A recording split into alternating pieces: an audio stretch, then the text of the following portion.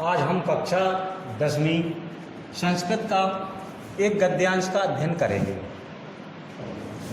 गंगा तीरे मार्कंडे नाम कश्चन मुनि वसति एस्म। गंगा तीरे अर्थात गंगा नदी के किनारे मार्कंडे नाम कश्चन मुनि अर्थात मार्कंडे नाम के कोई मुनि वसति एस्म रहते थे या निवास करते थे। तस्य गुरुकुले बहवा शिष्या आसन। तस्य अर्थात उनके गुरुकुले अर्थात गुरुकुल में बहवा शिष्या आसन तब बहुत से शिष्य थे। वासुदेव तस्य प्रिय शिष्या। वासुदेव उनका प्रिय शिष्य था। तस्य 12 वर्षात्मकम अध्ययनम यदा समाप्तम तदा गुरु तम आहु अवदत् शिष्य अधुना भवान सर्व विद्या पारंगतः अस्ति। तस्य 12 वर्षात्मकम अर्थात जब उसका 12 वर्ष का अध्ययन पूर्ण हुआ तब गुरु ने उसे बुलाकर कहा कि हे शिष्य, अब तुम्हारी अधुना भवान सर्व विद्या पारंगता कि अब तुम सभी विद्याओं में पारंगत हो गए हो। अतः इतः परम स्वज्ञानम गंतुम अर्हति। इसलिए तुम अपने गांव या ग्राम को जा सकते हो। गमनात् पूर्वम भवता द्वारकापुरस्य देवराजस्य गृहं दृष्ट्वा आगंतव्यम। किंतु जाने से पहले आप द्वारकापुर के देवराज के घर को देखकर आएं। किंतु गृहस्यांता ना गंतव्यम इति। किंतु घर के अंदर ना जाएं या घर बाहर से ही देखकर केवल आएं। अब इसमें प्रश्न क्रमांक 1 इस तरह से गंगा तीरे का वसति इसम। गंगा नदी के किनारे कौन रहता था या निवास करता था? गंगा तीरे मार्कंडे नाम मुनि वसति इसम। बहवा शिष्या पुत्र आसन। बहुत से शिष्य किसके थे? बहवा शिष्या मार्कंडेयस्य आसन। बहुत से शिष्य मार्कंडेय ऋषि के थे। वासुदेवा कस्य प्रिय शिष्या आसीत्। वासुदेव किसका प्रिय शिष्य था? वासुदेवा मार्कंडेयस्य प्रिय शिष्या आसीत्। वासुदेव मार्कंडेय ऋषि का प्रिय शिष्य था। गुरु शिष्यम आहु कदा अवदत्। गुरु ने शिष्य को बुलाकर क्या कहा? गुरु शिष्यम आहु अवदत्। गुरु ने शिष्य को बुलाकर कहा तस्य 12 वर्षात्मकम अध्ययनम समाप्तम।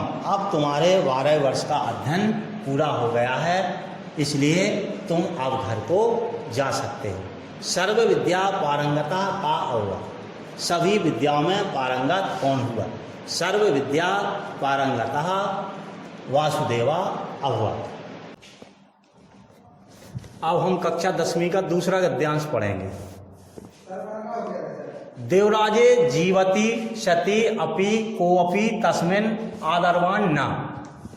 रामदेवा तु 20 वर्षेभ्यः पूर्वम् एव दिवंगतः चेदपि जना प्रतिदिनं तम स्मरन्ति।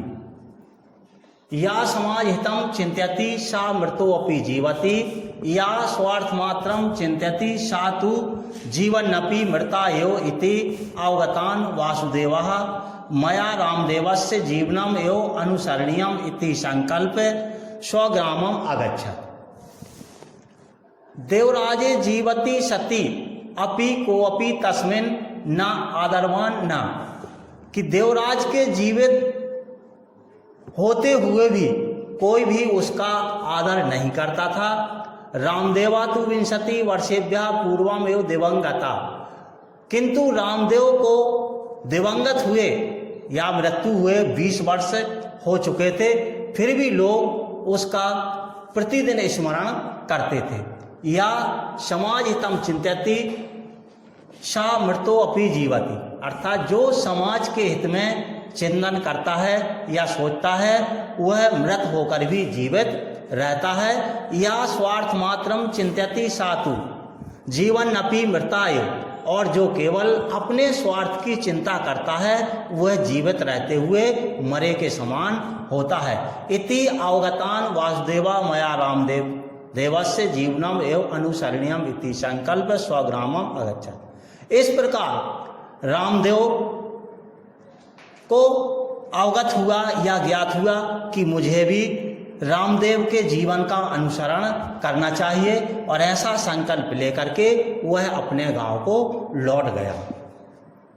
अब प्रश्न क्रमांक 1, जना कम प्रतिदिनम स्मरन्ति इसम, लोग प्रतिदिन किसका स्मरण करते थे? तो लेगा जना रामदेवम प्रतिदिनम स्मरन्ति इसम, कि लोग रामदेव का प्रतिदिन स्मरण करते थे। का मृतो अपि जीवति, कौन मरकर भी जीवित रहता है। या समाज हितम चिंत्यति सा मृतो अपि जीवति, जो समाज के हित में सोचता है वह मरकर भी जीवित रहता है। का जीवन अपि मृता एव होती, और कौन जीवित रहते हुए मरे के समान होता है। या स्वार्थ मात्रम चिंत्यति सा मृतो अपि जीवन अपि मृता एव भवति, अर्थात जो केवल अपने स्वार्थ की चिंता करता है वह जीवित रहते हुए भी मृत के समान होता है। किम संकल्प वासुदेवा स्वग्रामम अगच्छत्, क्या संकल्प लेकर के रामदेव अपने घर को गया। मया रामदेवस्य जीवनम एवं अनुसरणीयम इति संकल्प वासुदेवा स्वग्रामम अगच्छत्, कि मुझे भी रामदेव के जीवन का अनुसरण करना है, ऐसा संकल्प लेकर के वासुदेव अपने गांव को या घर को चला गया। संकल्प इति शब्द से विपरीतार्थी पदम लिखा, संकल्प शब्द का विपरीत पद लिखिए तो संकल्प का विपरीतार्थी पद होगा विकल्प इति।